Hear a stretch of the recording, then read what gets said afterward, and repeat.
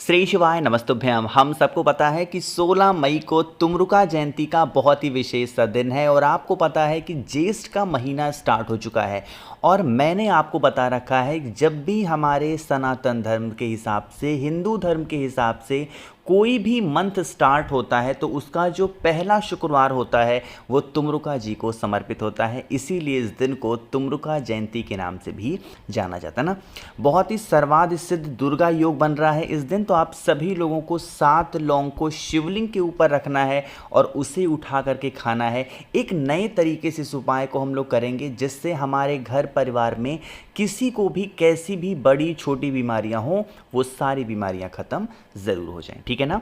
बहुत ही अलग सा, बहुत ही प्यारा सा उपाय है, तो समझने की कोशिश करते हैं। जैसे यहाँ पर आप सभी को तो लौंग दिखाई दे रहे हैं ना। कितने लौंग लेना है? अरे बताओ भाई, 7 लौंग की हमें आवश्यकता पड़ने वाली है। तो कितने लौंग?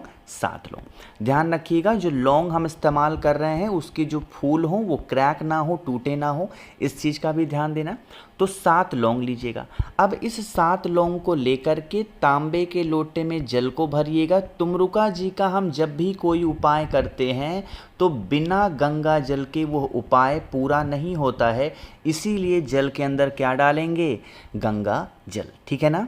फिर आप इस कलश को उठाना, जो 7 लौंग मैंने आपको दिखाए हैं उनको उठाएंगे और पहुंच जाना है महादेव के शिवलिंग के पास में।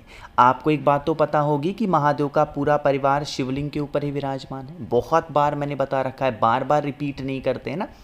तो जो आपके पास में सबसे पहले जल है ना, उस जल को पहले महादेव की शिवलिंग के ऊपर समर्पित करेंगे। क्या बोल के चढ़ाओगे? श्री शिवाय नमस्तुभ्यम। यही मंत्र का स्मरण करते हुए पहले आपको 1 लोटा जल महादेव की शिवलिंग के ऊपर चढ़ाना। दूसरा काम ये करना है कि आपको शिवलिंग को अपने हाथों से खूब अच्छे तरीके से पोंछ देना है। और एक चीज़ का और ध्यान दीजिएगा, ज़रूरी नहीं है कि आप यह उपाय मंदिर में जा कर के करो, आप अपने घर पे भी कर सकते हो, घर के बाहर भी कर सकते हो, जहाँ पे भी महादेव का शिवलिंग आपको दिखे वहाँ पे इस उपाय को कर सकते हैं। इस सारी चीज़ें करने के बाद में जो अब आपके पास में 7 लौंग हैं उसे समर्पित करेंगे तुमरुका जी का ध्यान करके। किसका ध्यान करोगे? तुमरुका जी। और शिवलिंग पे चढ़ाएंगे कहाँ पे? हम सबको पता है कि माता अशोक सुंदरी का स्थान शिवलिंग पे यही है। तो जो 7 लौंग आपके पास में हैं, तुमरुका जी का ध्यान करके माता अशोक सुंदरी के स्थान पे आप सभी को 7 लौंग को समर्पित करना।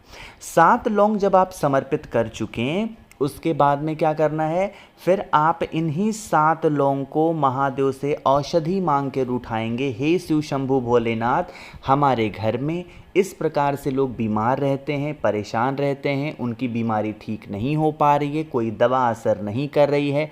आप कुछ भी ऐसा करें जिससे हमारे घर परिवार में किसी भी प्रकार से कोई भी बीमारी प्रवेश ना करे और हमारा पूरा परिवार हेल्दी और निरोगी रहे। ऐसे प्रार्थना करके फिर इन्हीं 7 लौंग को माता अशोक सुंदरी के स्थान से उठा लेना।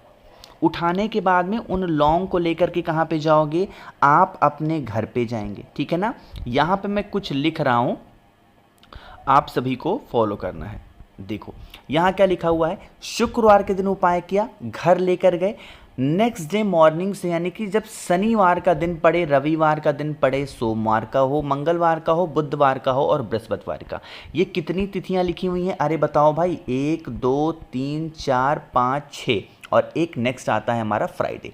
इन 7 दिनों में एक एक लौंग आपको डेली मॉर्निंग में सुबह खाना है, तुमरुका जी के नाम से चबा चबा के, और फिर 1 गिलास पानी पी लेना है। इससे आपके शरीर की जो बीमारियां होंगी वो कहाँ गायब हो जाएंगी आपको पता भी नहीं चलेगा। ठीक है ना। करिएगा भाई ज़रूर। आगे बढ़ते हैं इस वीडियो के हम लोग अपने दूसरे उपाय की तरफ, और ये उपाय बहुत फेमस है। जब भी शुक्रवार का दिन आया है और शुक्रवार का ये दिन तुमरुका जी को समर्पित हुआ है, ये उपाय मैंने आपको याद ज़रूर दिलाए हैं। ठीक है ना। सबसे पहले समझ लेते हैं कि इस उपाय के बेनिफिट क्या हैं।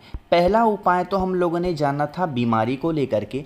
ये जो दूसरा उपाय है, हमारे घर परिवार के कितने भी बुरी कंडीशन चल रही हो, चाहे वो कितने भी कष्ट में हमारा परिवार है, तो आप इस उपाय को निश्चित रूप से करेंगे।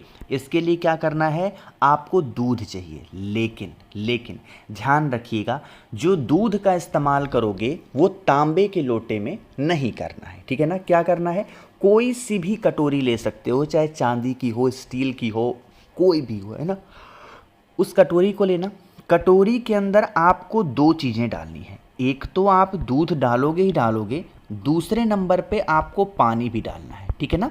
यानी कि आधा दूध डालेंगे और आधा आपको पानी डालना है। चीज़ें क्लियर हो रही हैं ना, ठीक है ना। आधा डालना, फिर आपको इस दूध के साथ में एक चीज़ और चाहिए, और वो चाहिए होगा 31 दाने काले तिल के। यहाँ पर काले तिल को गिनना अनिवार्य होगा, इसीलिए आपको 31 दाने काले तिल के लेने हैं। और कहाँ पे जाना है, आज शुक्रवार का दिन है, शमी वृक्ष के नीचे आप सभी को जाना होगा।